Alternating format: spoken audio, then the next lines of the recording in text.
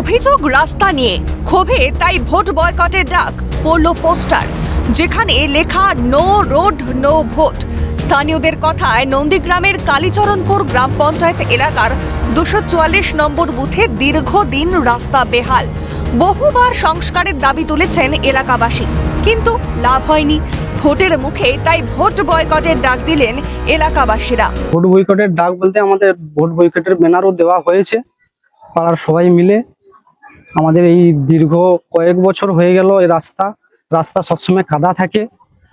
বামফ্রন্ট আমল গেল, তৃণমূল 15 বছর, তারপরে আমাদের অঞ্চল 9 নম্বর অঞ্চল আছে বিজেপির, তারাও এখনো পর্যন্ত রাস্তা করতে পারেনি। কাদার উপরে যাতায়াত করি।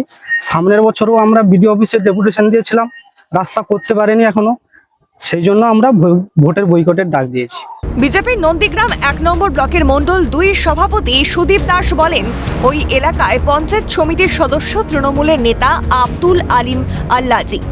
তিনি এলাকায় উন্নয়ন করতে ব্যর্থ। ওই হিন্দু পাঠগুলোতে ওরা বঞ্চিত করেছে, হিন্দু লোককে কাজ দেয়নি, উন্নয়ন করেনি। ওদের পাঠগুলোতে ওরা উন্নয়ন করেছে, সেই জায়গা থেকে হয়তো তারা সেই সিদ্ধান্ত নিয়েছে।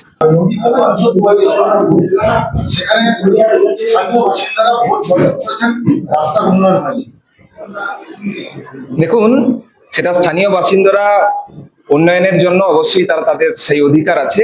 পাল্টা তৃণমূলের তরফে দাবি 244 নম্বর বুথের জয়ী পঞ্চায়েত সদস্য বিজেপির।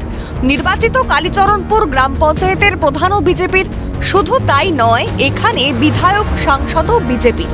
তারপরও উন্নয়ন যদি না হয়ে থাকে, তার সম্পূর্ণ দায় বিজেপিকেই নিতে হবে।